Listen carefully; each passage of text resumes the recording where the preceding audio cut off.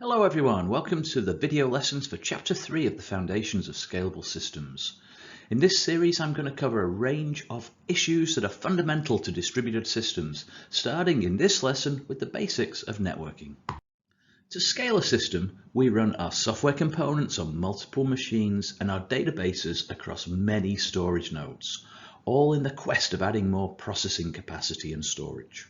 Consequently, our solutions are distributed over many machines in many different locations, with each machine processing events concurrently and exchanging messages over a network. This fundamental nature of distributed systems has some profound implications on the way we design, build, and operate our solutions, and I'm going to explore some of these fundamental issues in this lesson. I'll start by covering the basics of communications across the internet. Every distributed system has software components that communicate over a network. Let's take an example. Assume here on the slide we have a user who's using a mobile banking app and they want to get their current bank account balance. They use the app, they enter their credentials and they say, show me my balance.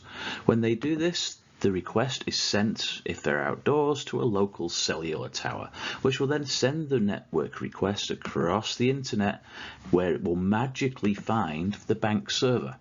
The bank server will then execute some code to query a database to get the user's bank account balance, and this will then be sent back to the web server and routed magically across the internet to return to the user's mobile app. The bank balance requests from our previous example will inevitably traverse multiple different networking technologies and devices. The global internet is a heterogeneous machine comprising different types of network communication channels and devices that shuttle many millions of messages per second across the network to their intended destinations. Different types of communications channel exist. The most obvious categorization, as shown on the slide, is wired versus wireless. Each technology has different characteristics, and the ones we typically care about are speed and range. For physically wired networks, there are two types: local area networks and wide area networks. LANs are networks that connect devices at building scale, being able to transmit data over a small number of kilometers, 1 or 2 for example. The time taken to transmit a message across a LAN, the network latency, is typically sub-millisecond with modern LAN technologies. Wide area networks are the ones that traverse the globe and make up what we collectively call the internet. These long-distance connections are the high-speed data pipelines connecting cities, countries, and continents with fiber optic cables.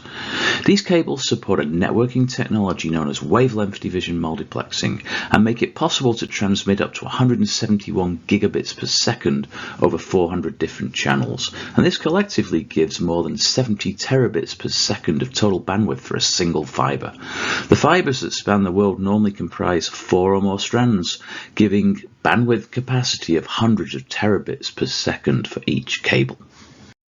Latency is more complex with wide area networks, however. WANs transmit data over hundreds and thousands of kilometers, and the maximum speed that the data can travel in fiber optic cables is the theoretical speed of light.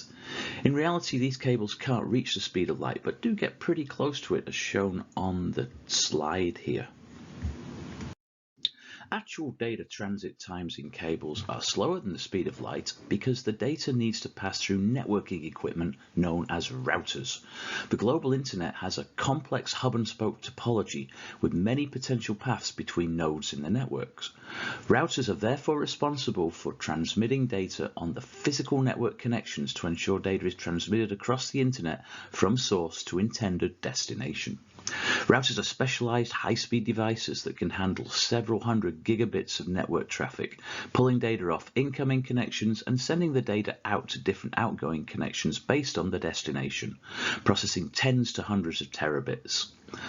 This is how you and thousands of your friends get to watch a steady stream of Netflix every evening. Wireless technologies have different range and bandwidth characteristics to their wired counterparts.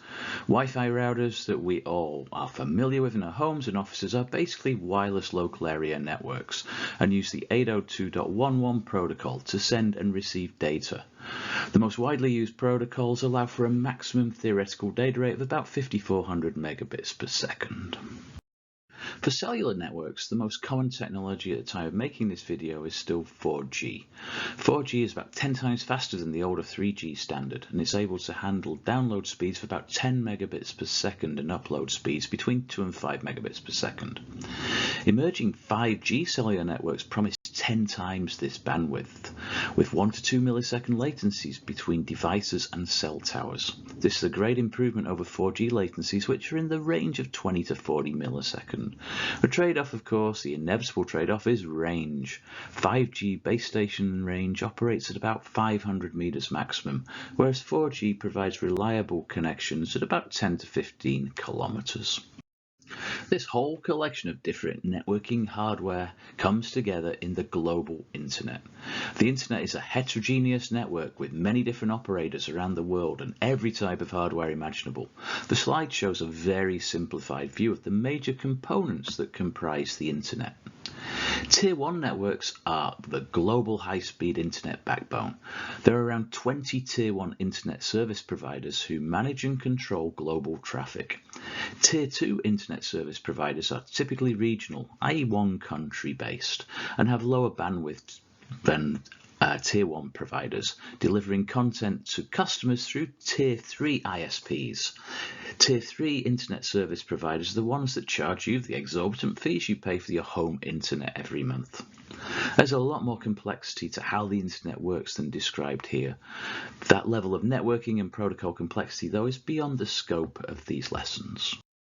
From a distributed systems software perspective, we need to understand more about the magic that enables all this hardware to route messages from, say, my cell phone to my bank and back.